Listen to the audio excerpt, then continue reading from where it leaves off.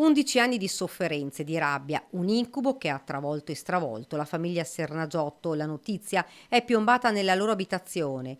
Assolti tutti dall'accusa di corruzione. Gloria è andata in cimitero a trovare il papà. Una vittoria, ci racconta, che non posso festeggiare con lui. Le emozioni sono state molto contrastanti, un misto di rabbia e di gioia, di liberazione per la fine di un incubo, ma la rabbia è tanta e francamente per me prevale oggi sulla soddisfazione, perché 11 anni sono tanti, perché è una sentenza di assoluzione, perché il fatto non sussiste, vuol dire che per 11 anni abbiamo parlato di nulla, però per noi sono stati un incubo, non perché avessimo mai avuto alcun dubbio sull'innocenza di mio padre, ma perché i leoni da tastiera, la gogna mediatica, le sentenze sui giornali erano state scritte già 10 anni fa. Rimbombano le parole utilizzate da Remo Sernagiotto nel 2017, nel pieno del terremoto giudiziario: male non fare, paura non avere. Lui aveva voglia di difendersi nelle aule di un tribunale, aveva voglia di raccontare la sua verità, non gli è stato permesso